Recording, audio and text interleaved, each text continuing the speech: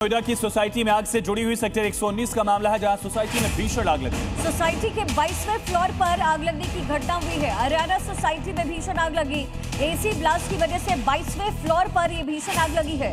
दमकल की कई गाड़ियां इस समय मौके पर मौजूद। आग को बुझाने का काम किया जा रहा है। तस्वीर आपके सामने। एक फ्लोर यानी 22वां जो फ्लोर है उसमें दोनों ही बालकनी में आप भीषण आग का तांडव देख रहे हैं। ये पूरा का पूरा फ्लैट होगा जो कि इस आग की चपेट में आया है।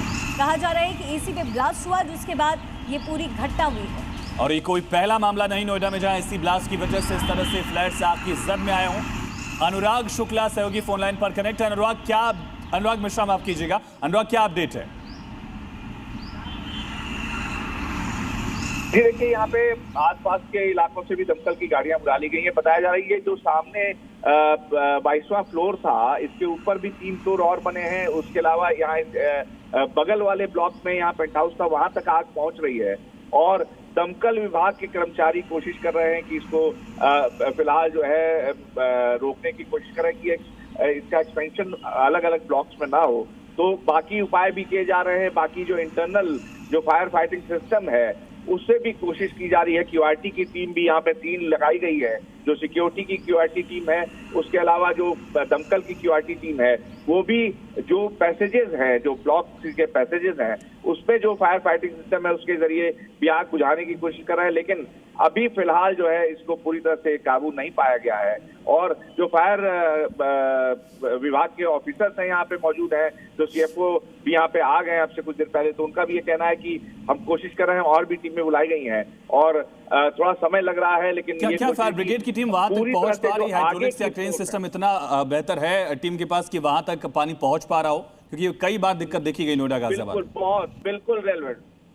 बिल्कुल रेलेवेंट सवाल किया आपने। और बहुत ही ये इस समय बार बार इस बात को लेकर जी न्यूज उठाता रहा है कि जो हाइड्रोलिक सिस्टम है इनका, जो यहाँ पे गाजियाबाद का जो वैशाली स्टेशन है, वहां पर भी ये दावा किया गया था कि लगभग 90 मीटर तक की ऊंचाई तक जो हाइड्रोलिक सिस्टम इनका जो फायर फाइटिंग जो वैन आई थी, जो बस आई थी, उसमें लगा हुआ है। लेकिन उसका मूवमेंट इतना स्लो है, वो जब तक वो उठता है तब तक तो आग काफी फैल सकती है। तो बेसिकली वो रेस्क्यू तो किया जा सकता है, लेकिन उसको ले आने में अभी वो यहाँ पहुंचा नहीं है। और इस स्थिति में बहुत ज्यादा मशक्कत भी करनी पड़ती है। अनुराग, फिलहाल बहुत शुक्रिया आपका, आप लगातार नजर बनाकर रखें।